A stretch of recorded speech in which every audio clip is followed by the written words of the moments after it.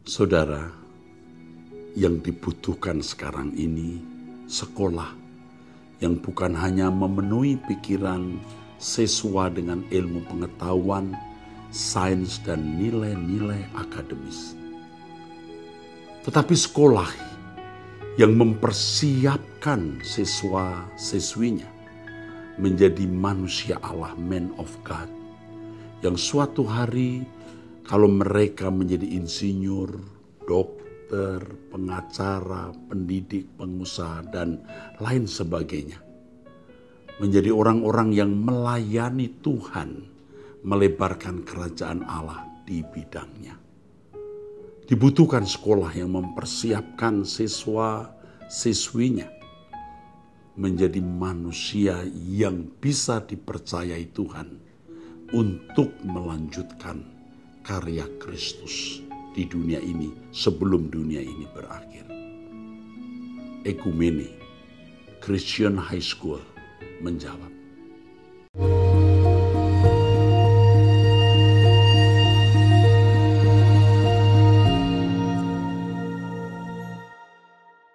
Shalom saudara, kita kembali mengikuti ABAM, ini episode 569. Dari wanita usia 41 tahun, ibu rumah tangga, anak 3, dan guru les honorer. Saya bersuku Batak, Pak. Tinggal di Jakarta, memiliki satu kakak perempuan dan 4 abang, kakak laki-laki. Saya memiliki kakak perempuan kandung yang dari dulu selalu bersikap tidak baik, cenderung jahat, yang suka fitnah saya ke abang-abang saya.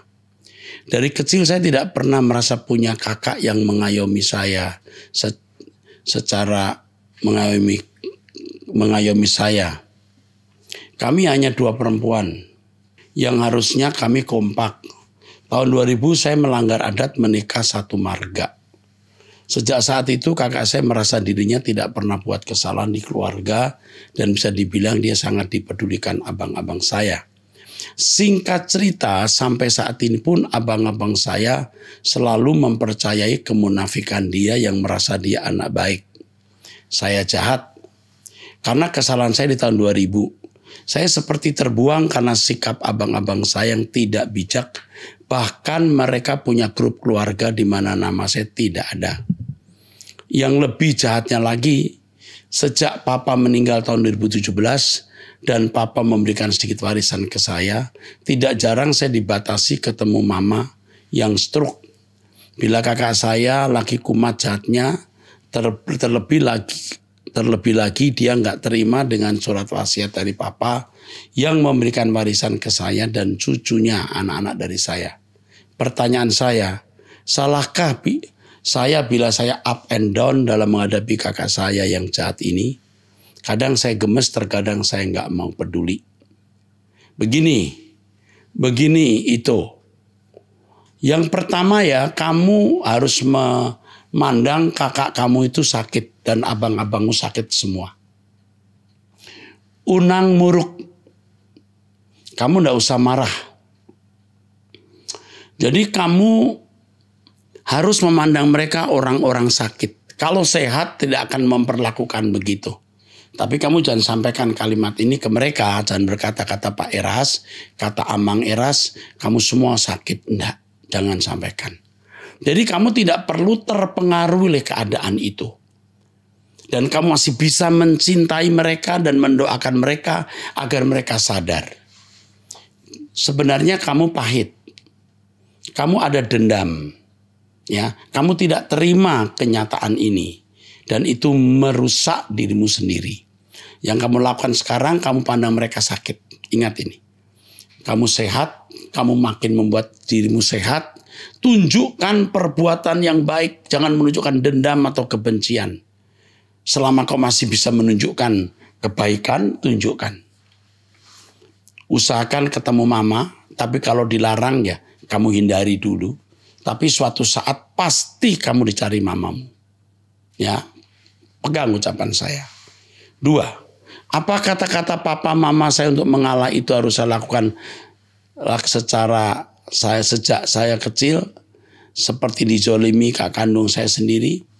Kamu tidak menjadi rugi, tidak mati, tidak pendek umur, tidak celaka dengan mengalah. Mengalah itu indah. Jadi tetaplah mengalah, diam, demi tidak terjadi kegaduhan.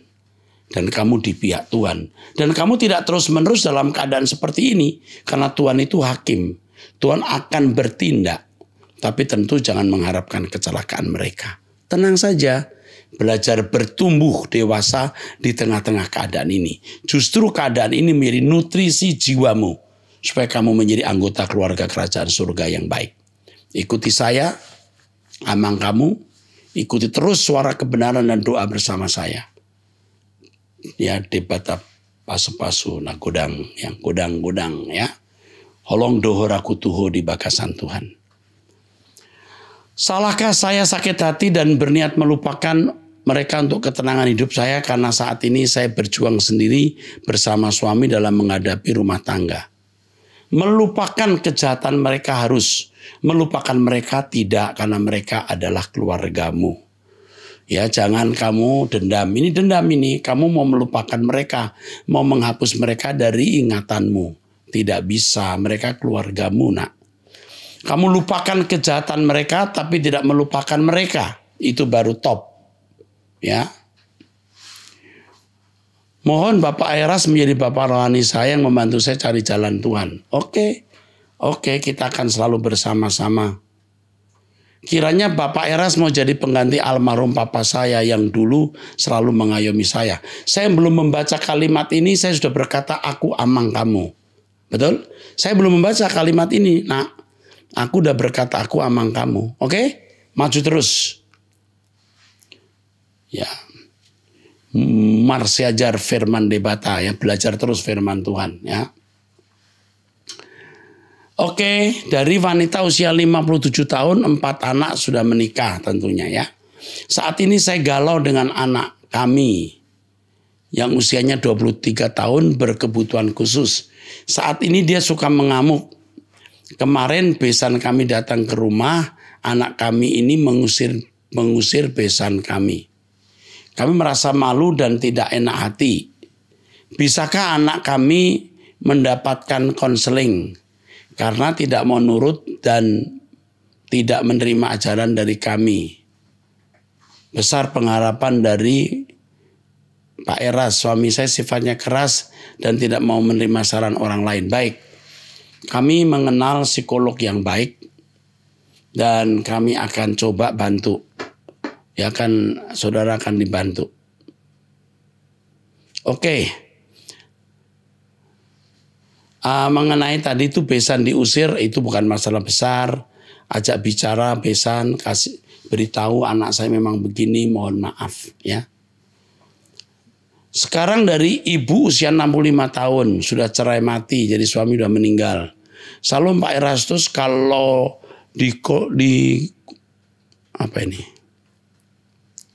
Salam Pak Erastus, kalau di sekolahan butuh untuk di sekolahan. Bantu dan dapur saya mau Pak. Saya usia 65 tahun, janda cerai mati, tidak punya anak, sekarang saya tinggal di gereja. Thanks Pak, Tuhan memberkati Pak Eras, sehat panjang umur ya Pak Erastus. Itu doa harapan saya, semua tim yang ada urapan Allah Elohim Yahweh menyertai semuanya. Salam Pak Erastus, saya tinggal di gereja sudah 15 tahun. Saya tidak punya rumah, tidak punya anak, tidak punya suami. Begini Pak, saya di gereja ada masalah. Anak youth itu pacaran masuk ke ruang sekolah minggu sampai pintu dikunci. Saya cerita kepada gembala, dia bilangnya nggak bisa tegur mereka karena pelayanan nanti, karena pelayanan nanti kalau keluar repot. Terus mereka bisa saja mengelak dengan berkata itu si tante aja yang tidak suka. Sebagai gembala kadang aneh mulutnya, ya. Aneh mulutnya, mudah berkata dengan pura-pura cerita untuk menegur seseorang. Maksudnya dia dituduh begitu ya. Gimana ya Pak Era, sebenarnya cerita panjang, saya bertahan di gereja karena saya beribadah tinggal keluar kamar. Saya bertahan di gereja karena saya beribadah tinggal keluar kamar. Terus saya dekat dengan adik-adik saya. Sebenarnya panjang ceritanya gimana ya Pak? Oke Ibu, kamu akan di konseling oleh orang saya. Ya kalau memang Ibu sulit di situ, Ibu tinggal di rumah jompo saja. Atau kalau masih bisa kuat, bisa bantu masak, nanti kami pikirkan. Ya, Ibu tidak sendiri, masih ada orang-orang seperti Pak Eras yang mau perhatikan Ibu. Oke. Sekarang dari pria usia 21 tahun, single. Salam Om, saya sebelumnya ada masalah dan saya punya nama dan saya punya mama dan papa bercerai Om. Pada saat saya berumur 1 tahun dikarenakan papa saya pergi karena wanita lain Om. Kedua, saya kecanduan pornografi Om. Dari SD dan susah sekali buat lepas. Tiap kali saya berdoa minta ampun dan jatuh ke dalam hal yang sama Om. Dan saya pernah menjadi pelayan di salah satu gereja Om. Saya tidak bisa menyebutkan nama gerejanya. Termasuk pernah melayani di rehabilitasi narkoba. Dan kadang saya mendoakan untuk teman-teman saya yang sakit dan orang lain Om. Tapi di akhir-akhir ini saya patah hati Om. Karena wanita saya akui saya salah Om. Dan saya memilih tidak pergi ibadah. Maaf Om, namun akhir-akhir ini saya merasa diri saya menjadi emosian dan di rumah sering diomeli mama, membuat hati saya sangat marah di dalam hati dan saya menjadi mudah tersinggung Om. Kadang saya melakukan sesuatu karena malas dan emosi, kemarahan saya sering muncul tiba-tiba Om. Saya tidak tahu harus bagaimana lagi, maaf Om kalau terlalu panjang. Oke Nak, kamu masih muda banget 21 tahun. Sekarang kamu ini kuliah, sekolah, kerja atau apa? Kamu akan dibimbing dulu deh oleh konselor kami ya. Konselor kami juga orang muda yang lebih tua sedikit dari kamu. Dan kamu akan diajak untuk mengenal Tuhan ya. Ini pasti rumit ya, rumit. Tapi kami akan bimbing. Seorang seperti kamu kalau bisa diselamatkan jadi hamba Tuhan, artinya menjadi seorang yang melayani walau tidak harus jadi pendeta, itu luar biasa. Kami pedulikan kamu Nak. Ya, Tuhan berkati. Pertanyaan berikut dari usia 22 tahun. Ini wanita nih.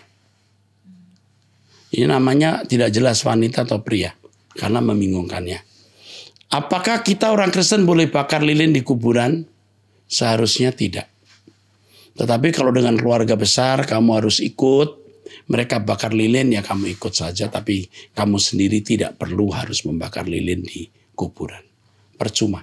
Karena yang meninggal sudah ada di alam kekekalan. Percuma bakar lilin di situ. Percuma sekali. Tapi kalau orang tidak mengerti tetapi yakin bahwa dia lakukan itu untuk yang sudah meninggal ya susah kita menjelaskan.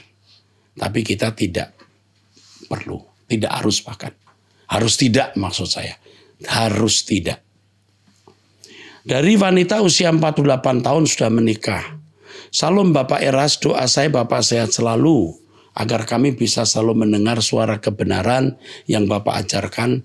Juga doa pagi yang Bapak pimpin yang membuat hati pikiran saya semakin dibaharui. Saya dan suami melayani di gereja. Dan saya mau bertanya Pak, salah enggak ya Pak kalau saya terus berdoa kepada Tuhan agar anak saya yang kelas 9 bisa masuk ke Okimené Christian High School karena begitu sangat mustahil bagi kami secara finansial. Secara finansial mustahil, tetapi enggak ada yang mustahil bagi Tuhan, juga enggak ada yang mustahil bagi saya. Kalau anakmu memang cakap dan pintar, kami akan memperhatikan dengan serius. Ya, yang penting anakmu harus pintar dan bisa dididik di sekolah ini, ya, enggak masalah. Sekolah ini memang mahal, betul-betul mahal. Atau bayarannya minimal dari yang termahal di menengah, paling tidak menengah. Untuk sekolah baru tentu ini mahal ya. Tetapi kami akan memikirkan bagi yang berpotensi tapi tidak mampu. Ya, kami akan hubungi Anda, puji Tuhan. Ini dari GSKI Rehoboth Medan ya, yang menulis ini. Puji Tuhan. Dari wanita usia 52 tahun.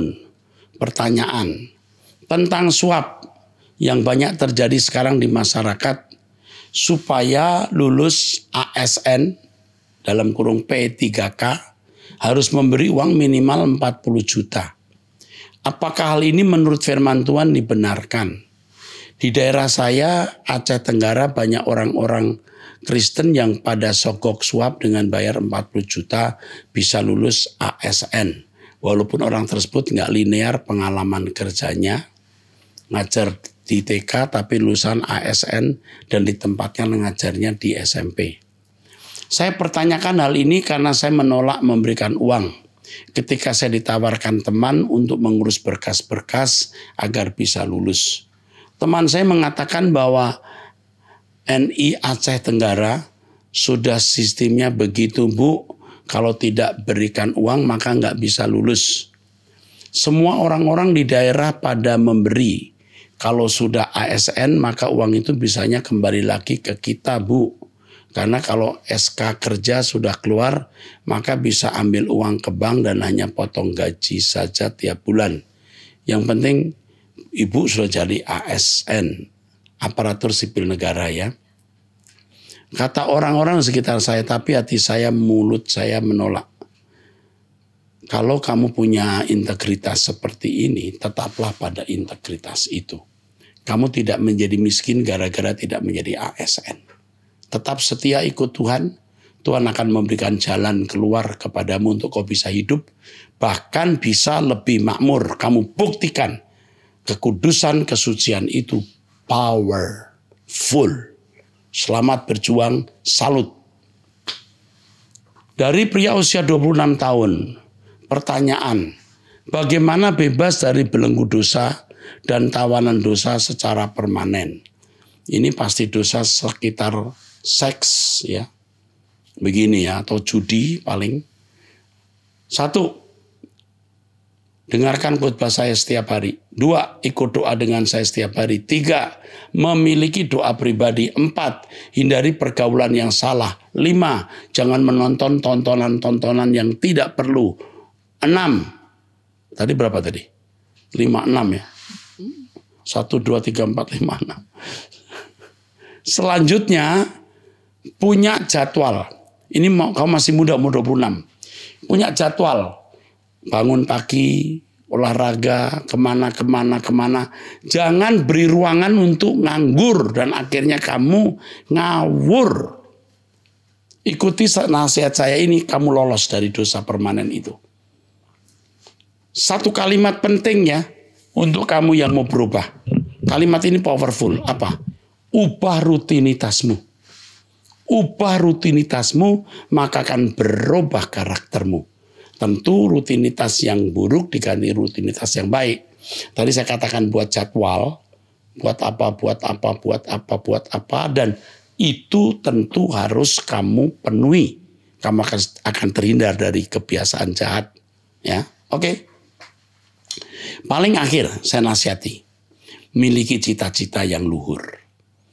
Jadi semua memang untuk Tuhan, tapi cita-cita mampu berbahasa Inggris atau mampu bahasa Jerman, punya kemampuan apa, bisa punya keahlian apa. Kalau kamu masih muda, kamu pengen punya keahlian misalnya beternak ayam, lalu di perikanan, miliki.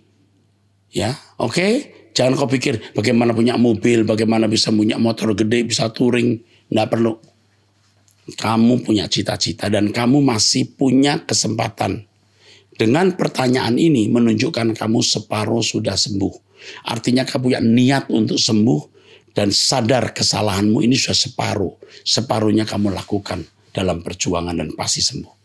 Kalau orang sudah tidak punya niat untuk baik, wah udah capek. Tidak akan pernah bisa sembuh. Tapi kamu punya niat untuk baik, itu kamu akan bisa mencapai. Karena yang haus dan lapar akan kebenaran dipuaskan. Oke, dari pria usia 42 tahun. Pertanyaan, bagaimana mengenali ciri-ciri Roh Kudus yang benar serta sifat Roh Kudus, khususnya dalam hal pernyataan atau nubuat yang dilakukan seseorang. Yang pertama, ketika kita melihat seseorang mendemonstrasikan karunia roh, kita harus punya karunia membedakan roh, discerning spirit. Itu akan tahu dengan sendirinya ini dari Roh Kudus, ini bukan dari Roh Kudus. Itu otomatis dengan kecepatan tinggi. Dan orang Kristen, kamu yang tiap hari belajar berjalan di dalam kekudusan, doa, itu otomatis kamu punya karunia membedakan roh. Hidupmu bersih, kamu berdoa setiap hari, kamu baca Alkitab, otomatis punya karunia membedakan roh. Yang kedua, untuk mengenali ciri buah hidup orang itu. Dia bisa bernubuat, berbahasa roh, tapi kalau perilakunya tidak kudus, ada yang salah. Walaupun tentu ini tidak mutlak. Artinya orang bisa saja punya karunia bahasa roh, tapi suatu hari dia jatuh dalam dosa, bisa. Tetapi kalau hidup dalam dosa, artinya terus menerus berbuat dosa, pasti bukan karunia roh. Orang bisa jatuh dalam dosa, tapi tidak hidup dalam dosa. Ya, ini yang bertanya ini, selamat bertumbuh ya, kamu potensial sekali menjadi perwira tinggi kerajaan surga. Maju terus. Dari wanita usia 40 tahun, menyambung post di IG malam ini, mengenai apakah perlu menabur bunga pada kuburan orang tua. Mungkin pertanyaan saya sudah sering ditanyakan orang, mungkin seharusnya tidak ditanyakan. Tapi saya butuh informasi mengenai hal ini. Apakah dosa mendoakan orang tua atau keluarga yang sudah meninggal? Apakah menentang larangan Tuhan bila kita berdoa untuk orang yang meninggal karena sedang rindu? Yang pertama, orang tuamu yang kamu doakan tidak berubah keadaan atau nasibnya. Jadi percuma. Karena setelah orang meninggal, selesai. Tidak bisa dirubah-rubah nasibnya.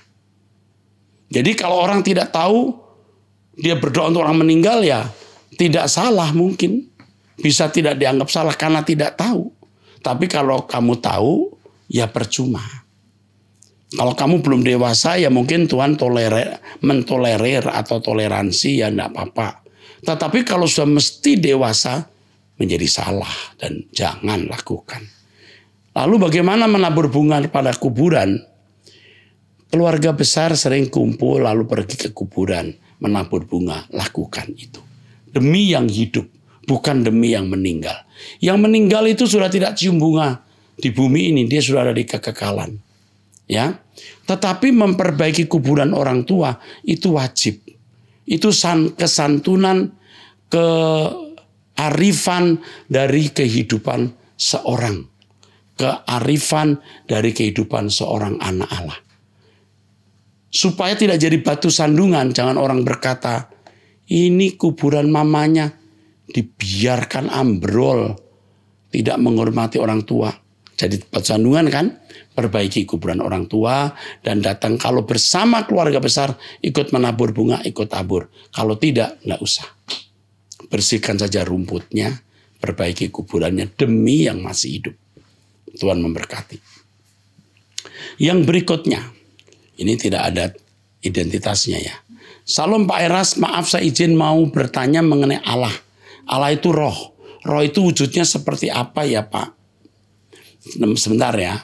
Ketika Yesus berkata Allah itu roh, di Yohanes 4 ayat 24, konteksnya itu mengenai penyembahan. Artinya ibadah kita tidak boleh dibatasi oleh ruangan karena Allah di mana-mana. Tidak dibatasi oleh waktu karena Allah di luar waktu. Juga tidak dibatasi oleh sistem. Yang penting kehidupan yang benar, hidup yang kudus setiap saat itu ibadah yang benar. Oke. Lalu di Kejadian 1 ayat 2 tertulis roh Allah melayang di permukaan air. Kenapa seakan-akan wujud Allah kok lebih kecil dari bumi ya Pak? Kita harus mengerti bahwa Alkitab ditulis di tahun 1440 sebelum Masehi untuk bangsa Israel yang semi primitif atau primitif yang sudah hidup dalam perbudakan selama 430 tahun. Kalau roh Allah melayang-layang itu dalam bahasa aslinya sebenarnya maksudnya mengerami. Mengerami. Jadi jangan menggunakan bahasa Indonesia saja. Mengerami, Allah melampaui jagat raya. Jangankan bumi, melampaui semua galaksi. Dari katakan Allah melayang-layang itu teks aslinya mengerami. Ya. Itu di Kejadian pasal 1 ayat yang kedua ya. Mungkin kamu si penanya siapa ini? Enggak ada tuh. Karena enggak ada jadi kita enggak tahu umurnya berapa ya.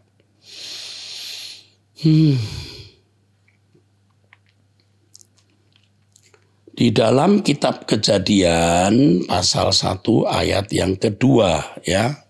The earth was without form and void, and darkness was upon the face of the deep, and the Spirit of God was hovering upon the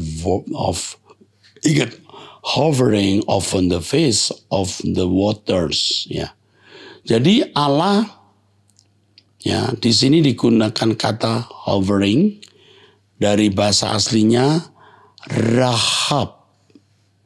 Rahab, to brood. Ya. Mengerami, move, flutter, shake. Jadi bukan lebih kecil ya. Terus pertanyaan saya yang kedua, Pak, kalau kita sedang berdoa pikiran kita fokus arahkan kemana? Soalnya Allah itu kan tidak berwujud. Jadi pikiran kita harus membayangkan sosok Allah seperti apa. Dulu memang waktu muda kita seringkali ditolong dengan membuat visual tentang Allah. Tetapi lama-lama kalau kamu sudah bertumbuh dewasa, kamu tidak perlu fokus kepada satu bantuan visual dalam fantasi pikiran. Kamu sudah yakin Allah hadir di mana-mana waktu kamu berkata, Bapa kami di surga. Bapa, itu yakin Bapak di surga, Bapak juga memenuhi jagat raya ini. Bertumbuh terus. Ya, ibarat saya buat istilah sayapmu mesti harus panjang sampai kau bisa terbang. Kalau kamu berdoa tidak perlu pakai pemanasan, warming up, mencari-cari Tuhan di mana. Kamu sudah bisa dengan cepat presisi menunjukkan doamu kepada satu pribadi, bukan pada ruangan kosong. Bapak di surga, kami bersyukur. Tap, langsung. Makanya harus berdoa setiap hari sampai Anda menemukan frekuensi dan fokus yang benar. Selamat berjuang. Ini tidak bisa diajarkan dengan kata-kata, harus saudara alami, sendiri. Oke, puji Tuhan. Berikutnya dari pria usia 38 tahun. Salam Pak Era, saya sudah lumayan lama ikuti khotbah Bapak semenjak keputusanku menghadapi masalah keluarga.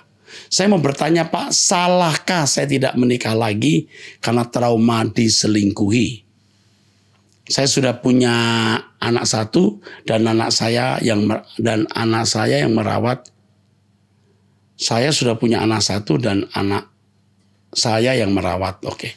Kami pisah tapi belum bisa cerai. Sudah 6 tahun tapi di sisi lain saya pengen punya seorang putri karena anak saya laki-laki. Yang pertama, kamu juga belum cerai, jelas jangan mikir kawin. Kamu tidak nikah pun jadi indah. Ya, kita akan menyongsong langit baru, bumi baru dan menikmati semua yang pernah ada di bumi, kita nikmati di sana. Mengenai pengen anak perempuan, pernah juga saya miliki ini dulu dan memang Tuhan menjawab ya. Tapi pertama anak saya laki-laki ya, walaupun saya mengharapkan perempuan. Itu egosentris. Jangan ingini apa yang Tuhan tidak suruh kamu ingini. Kamu celaka nanti. Apalagi kalau kamu ngambil anak misalnya tanpa persetujuan dari Tuhan mengadopsi anak. Nggak usah. Nggak perlu ya. Kamu tidak usah mikir punya anak perempuan lagi. Itu untuk kesenangan jadi berhala. Nanti akhirnya kamu menduakan Tuhan. Ya, nggak usah. Ya, kalau kamu dewasa rohani, kamu tahu bahwa kita tidak berhak atas hidup kita. Semua keinginan kita harus sesuai keinginan Tuhan. Bahkan keinginannya harus kita adopsi menjadi keinginan kita. Hidupku bukan aku lagi, tapi Kristus yang hidup di dalam aku. Amin. Ingat, subscribe Truth ID, doa bersama jam 5 pagi WIB. Tuhan berkati.